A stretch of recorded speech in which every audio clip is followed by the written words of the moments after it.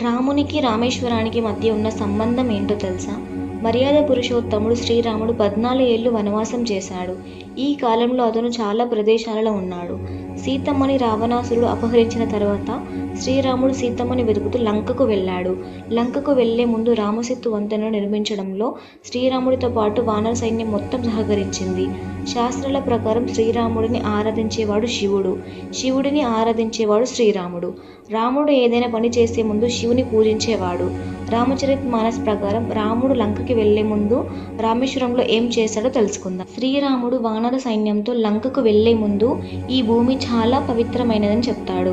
దీని మహిమ వర్ణించలేనిదని, ఇక్కడ శివలింగాన్ని ప్రతిష్ఠిస్తాను అని ప్రతిజ్ఞ చేస్తాడు.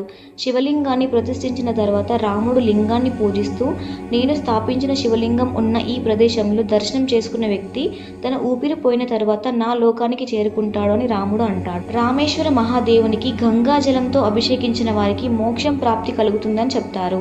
ఈ ప్రాంతానికి రాముడితో అనుబంధం ఉండటం వల్ల ఈ క్షేత్రానికి రామేశ్వరం అనే పేరు వచ్చింది.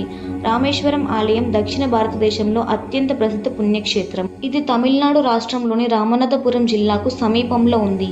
ఈ క్షేత్రం హిందూ తీర్థయాత్రల యొక్క 4 ధాములలో ఒకటి, అంటే చార్ధామ్ యాత్రలో ఒకటి. మన పవిత్ర 12 జ్యోతిర్లింగాలలో ఒకటైన లింగం ఈ రామేశ్వర జ్యోతిర్లింగం. శ్రీరాముడు చేత ప్రతిష్ఠించబడే లింగం కాబట్టి రామేశ్వర జ్యోతిర్లింగం. అట్లే ఈ ప్రదేశానికి రామేశ్వరం అని పేరు వచ్చింది. త్రేతాయుగం తర్వాత రామేశ్వర ఆలయాన్ని ఎప్పటికప్పుడు పునరుద్ధరించారు. ఈ ఆలయాన్ని ఆదిత్యవర్ణన్, రాజేంద్ర చోళ, రాజరాజ చోళ, శ్రీకృష్ణ దేవరాయలు వంటి అనేక మంది రాజులు కొత్తగా నిర్మించారు. ఈ షార్ట్ మీకు నచ్చినట్లయితే please channel like and subscribe చేసుకోండి. Thank you so much.